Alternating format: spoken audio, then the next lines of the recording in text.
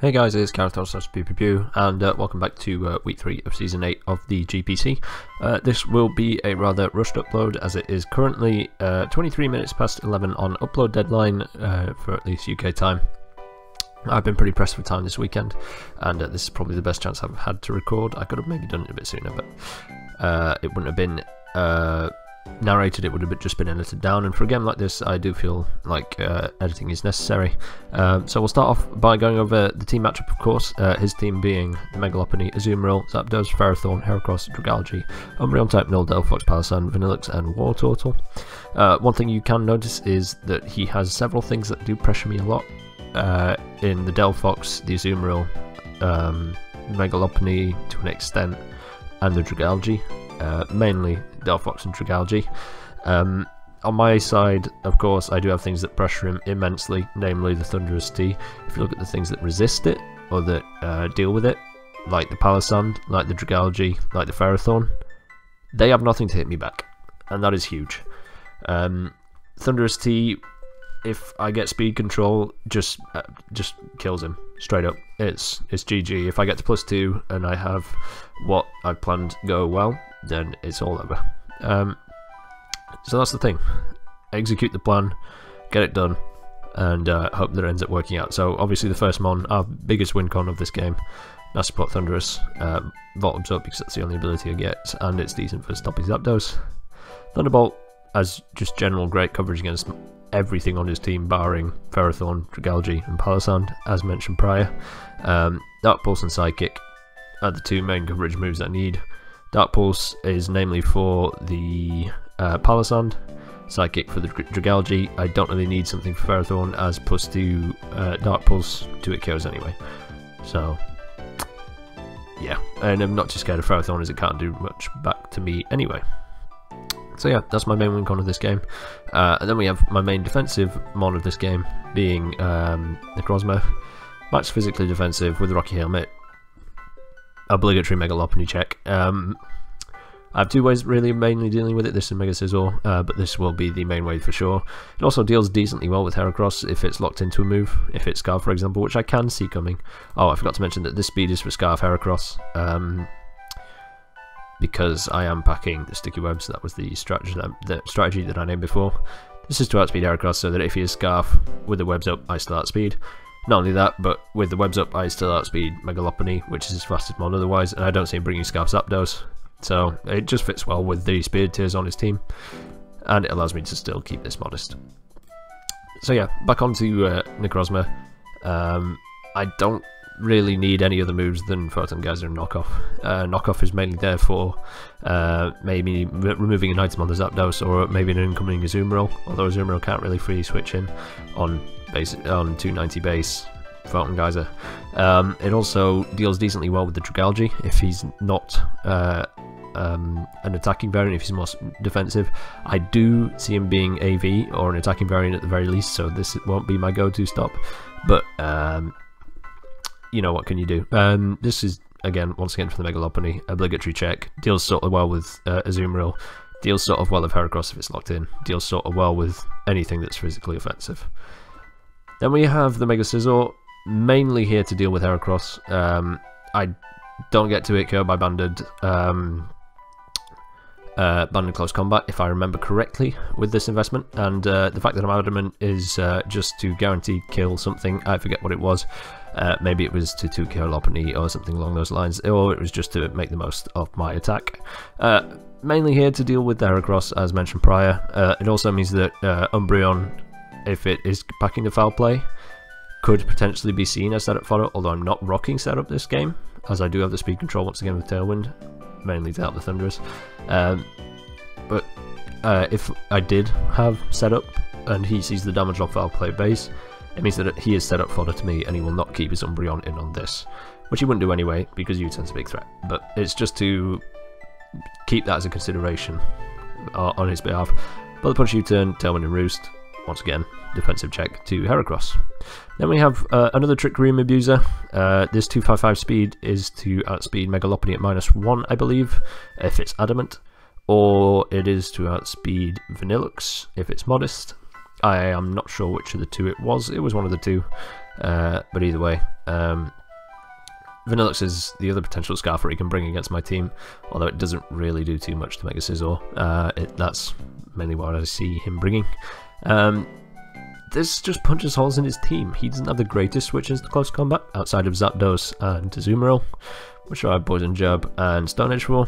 Earthquake is mainly there for the Delphox, although it could also do work against the Dragalge. This just punches holes through his team. I needed to be able to switch up moves, hence the Muscle Band, but I wanted to add power to more than just the close combat, as it does help for the Zapdos and the like.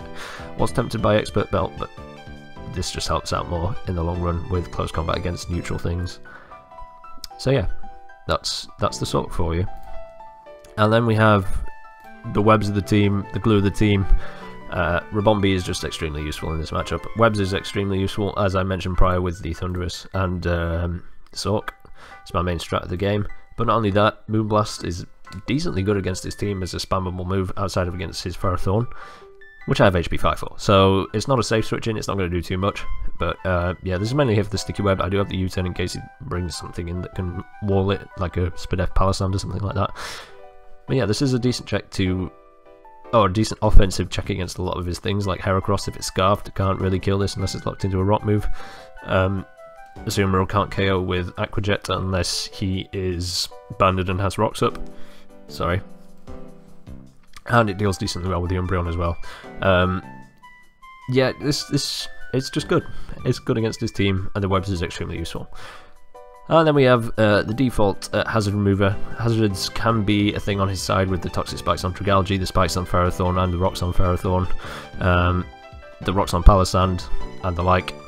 Just useful to have it around, and not only that, but Power Whip is pretty spammable against his team, outside of against Dragalge and Ferrothorn, which are the two things that I do see him switching into this. But the likes of Azumarill don't really appreciate this, the likes of Wartortle don't really appreciate this, and even Megalopony doesn't appreciate this.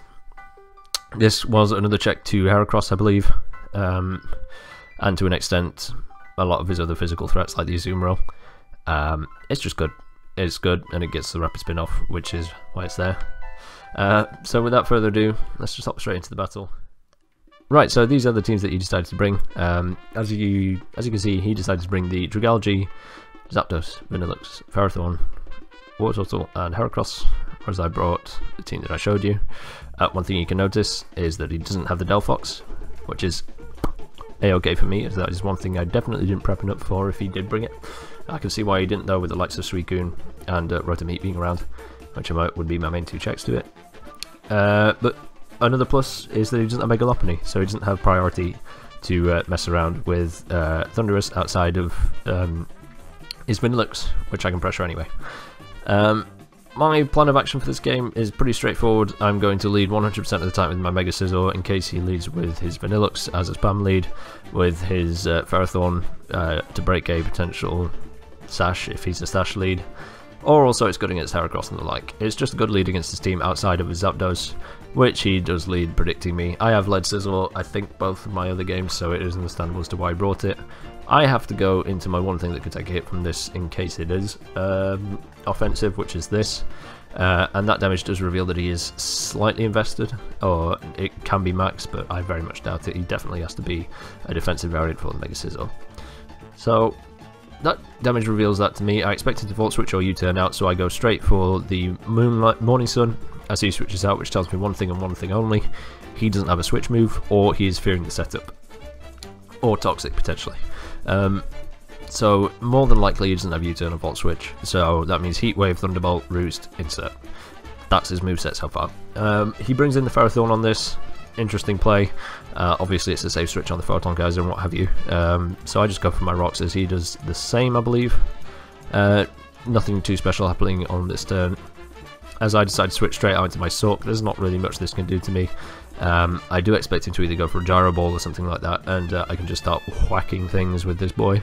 As he does go for the Leech Seed, which is interesting.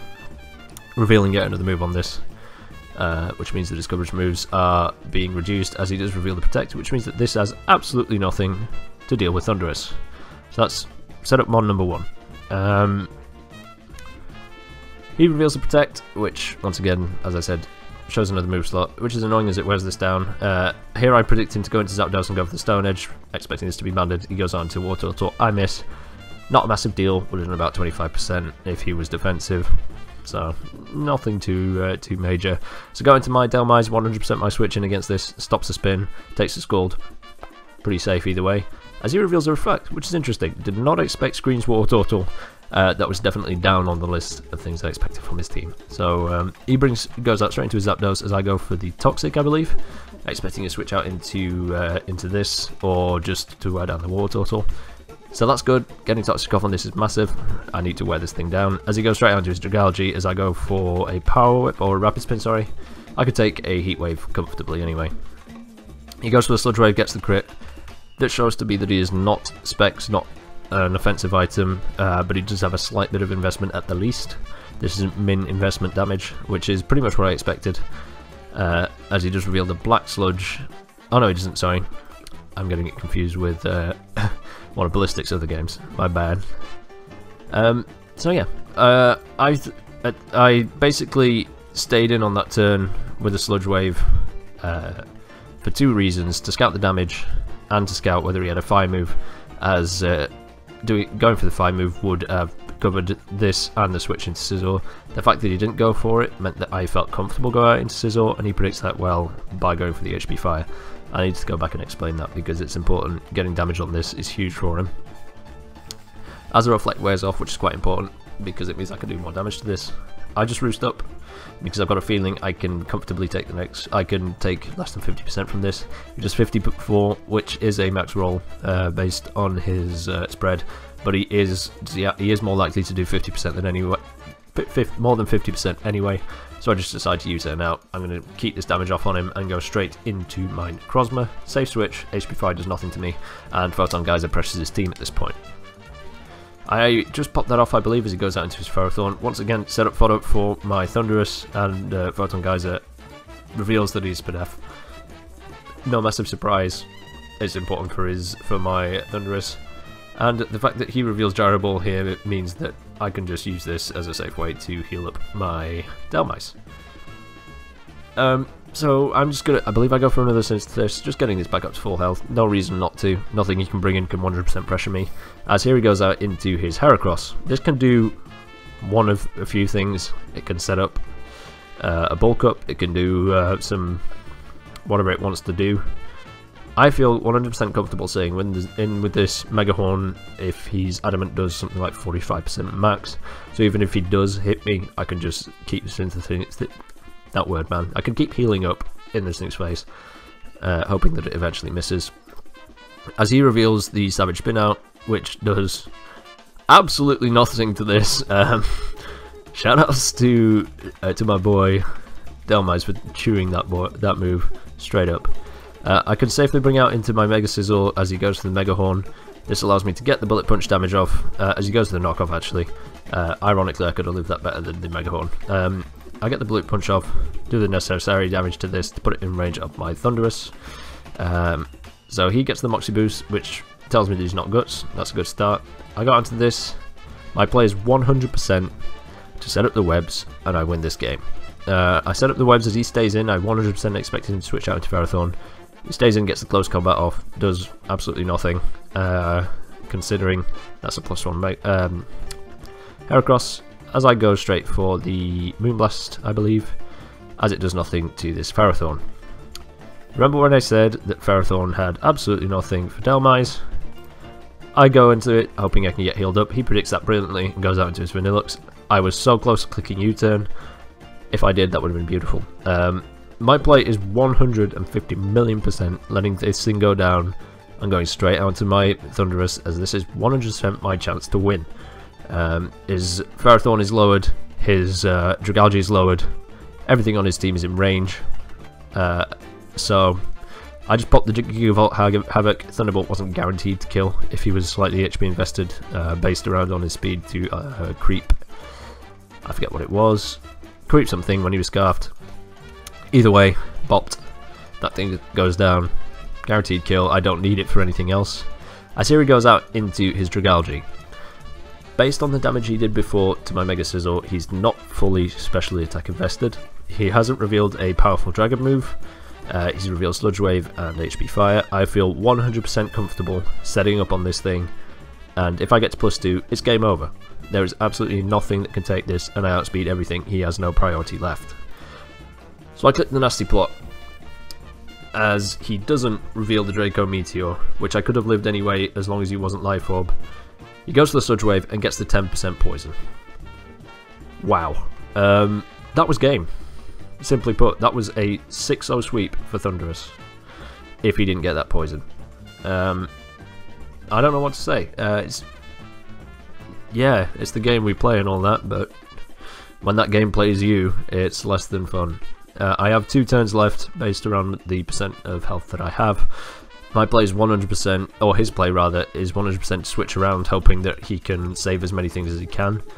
I just click Dark Pulse, it will kill that, it will kill the Ferrothorn, it will kill the Zapdos, it will kill everything basically except for... Oh no, it kills the Heracross.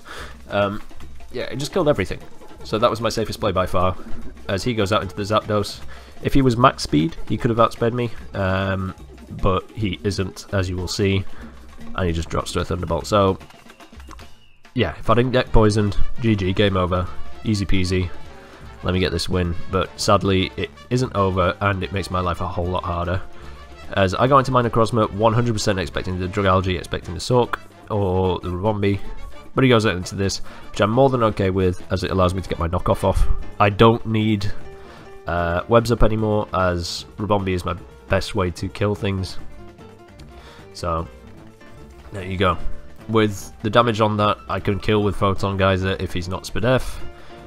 And even if he was, I had a chance. He lives on 2% and gets a Reflect Up. I want to stall this up as much as possible, so I just set up my rocks. I let him scorn me. I go for the Morning Sun, just giving this as much time to burn Reflects as possible as he goes for the Rapid Spin. Shoutouts to Rapid Spin failing if he dies, so I keep the rocks up anyway. He does go out into his Heracross. This is quite a misplay, in a sense. His play is 100% to Mega Horn. I can take the hit on Rabombi, but if he crit me, I would have lost the game right there. Thankfully, he doesn't crit me, and I do live on 5%. That was never going to kill, regardless of spread, because he wasn't a boosting move, boosting item. As here, I can just click Moonblast and kill everything. So the crit didn't change too much in the outcome of the score. But getting 6 kills on Thundurus would have made it second on the MVP race, and I would have liked to have seen that based around the fact that I prepped specifically to do that with Thundurus. So it is unfortunate, it's not what I would have wanted, but in the end I played the endgame decently well, and I executed the plan that I wanted almost perfectly had it not been for your boy 10%. Yeah, good win. I needed that. I needed to bounce back. Getting three good differential points as well, bringing me back to -3 overall. Being 1 and 2 -3 is less than ideal, but it is manageable. Being 0 and 3 is harder to come back from, especially in such small divisions. So I'm more than happy to take this win. Well played to Ballistic. It was a very hard matchup for you once I got Webs Up, and if the fact that you didn't have Delphox against this team specifically that I brought, I can understand 100% why you didn't bring it. Specifically against this team meant that it was very hard for you to fight into. So yeah, well played Ballistic, thank you for watching, and I'll see you in the next one.